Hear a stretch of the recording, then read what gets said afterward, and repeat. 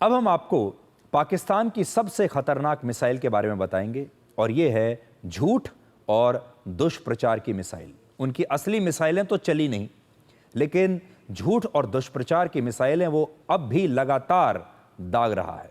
अगर दुनिया में दुष्प्रचार फैलाने की कोई प्रतियोगिता होती तो पाकिस्तान को निश्चित रूप से उसमें गोल्ड मेडल मिलता। भारत से युद्ध में हारने के बाद भी पाकिस्तान की सरकार ने अपने आर्मी चीफ जनरल असीम मुनीर का प्रमोशन कर दिया और उन्हें जनरल अयूब के बाद पाकिस्तान के इतिहास का दूसरा फील्ड मार्शल बना दिया। यानी ये हार का पुरस्कार उन्हें दिया गया है। असीम मुनीर पर असीम कृपा क्यों हो रही है, आज हम इसी को डिकोड करेंगे। हम जानते हैं कि पाकिस्तान से यहां लिखने में कुछ गलती हुई है। उसे लिखना तो था फील्ड मार्शल, लेकिन उसने लिख दिया फील्ड मार्शल। तो सारी दुनिया आज मजाक उड़ा रही है और कह रही है कि एक फील्ड मार्शल को फील्ड मार्शल कैसे बना दिया। आप पाकिस्तान के प्रधानमंत्री शहबाज शरीफ का ये पोस्ट देखिए, जिसे मैं पूरी स्क्रीन पर आपको पढ़कर बताऊंगा, जिसे पढ़कर ऐसा लगता है कि कोई कर्मचारी अपने ही बॉस की तारीफ कर रहा है। और आप भी पढ़ पाएंगे, लेकिन इसकी एक कॉपी आज मेरे पास भी है। देखिए, पूरे राष्ट्र की ओर से मैं जनरल सैयद असीम मुनीर निशाने इम्तियाज को फील्ड मार्शल के पद पर प्रमोट करने के लिए हार्दिक शुभकामनाएं देता हूं। ऑपरेशन बुनियाल उल मरसूस के दौरान उनके शानदार नेतृत्व ने भारत की साजिशों को नाकाम किया और पाकिस्तान की मातृभूमि को गौरव दिलाया। उनके नेतृत्व में पाकिस्तान की बहादुर सशस्त्र सेनाओं ने एकता, साहस और उच्चतम सैन्य पेशेवर मानकों के साथ पाकिस्तान की संप्रभुता और क्षेत्रीय अखंडता की रक्षा की। आज पाकिस्तान फील्ड मार्शल असीम मुनीर हमारे बहादुर देशवासियों, सैनिकों और शहीदों और उनके परिवारों को सलाम करता है। ऐसा लिखा है पाकिस्तान के प्रधानमंत्री ने। आपने अक्सर ये देखा होगा, अगर प्राइवेट सेक्टर की आप बात करें, अगर कोई कंपनी बहुत बुरा प्रदर्शन कर रही है, किसी कंपनी को किसी एक वित्तीय वर्ष में ज़बरदस्त घाटा हुआ है, तब क्या वो कंपनी अपने सीईओ को कोई प्रमोशन देगी? अपने बड़े बड़े मैनेजमेंट के अधिकारियों को प्रमोशन देगी? क्या उनकी तनख्वाहों को बढ़ा दिया जाएगा या फिर उन्हें काटकर आधा कर दिया जाएगा? ऐसा ही हुआ है पाकिस्तान में। जब पश्चिमी मीडिया ये कह रहा है कि पाकिस्तान के कई एयरफोर्स स्टेशंस और मिलिट्री बेसिस पर, एयरफोर्स बेसिस पर, एयर बेसिस पर भारत के हमले हुए हैं, उन्हें गहरा नुकसान पहुंचा है, जब सैटेलाइट तस्वीरों में पाकिस्तान की हार साफ साफ दिख रही है, जब 4 दिन के युद्ध में पाकिस्तान की वायुसेना का 20% इंफ्रास्ट्रक्चर नष्ट हो चुका है, तब जनरल असीम मुनीर के लिए प्रधानमंत्री शहबाज शरीफ की यह तारीफ ये बताती है कि पाकिस्तान एक अलग ही दुनिया में जी रहा है। शायद ये सपनों की दुनिया है। आज हम पाकिस्तान को एक सुझाव देना चाहते हैं कि जब वो इतना झूठ बोल ही रहा है तो लगे हाथ उसे दुनिया के सामने कुछ और झूठ भी बोल देने चाहिए। अब पाकिस्तान को लगे हाथों यह भी कह देना चाहिए कि इस बार आईसीसी की चैंपियंस ट्रॉफी भारत ने नहीं बल्कि पाकिस्तान ने जीती थी। अब उसे यह भी कह देना चाहिए कि T20 का वर्ल्ड कप भी भारत ने नहीं बल्कि पाकिस्तान ने ही जीता था। अब उसे यह भी कह देना चाहिए कि ओलंपिक्स में भी सबसे ज्यादा मेडल अमेरिका ने नहीं बल्कि पाकिस्तान ने जीते थे।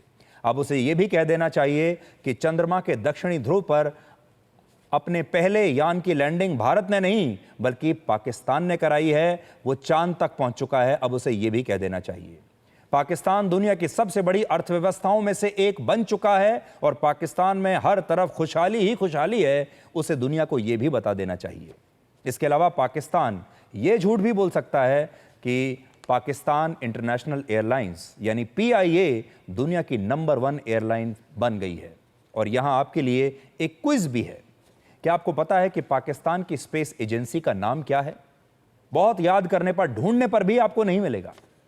आप खुद सोचकर देखिए, पाकिस्तान की स्पेस एजेंसी का नाम क्या है?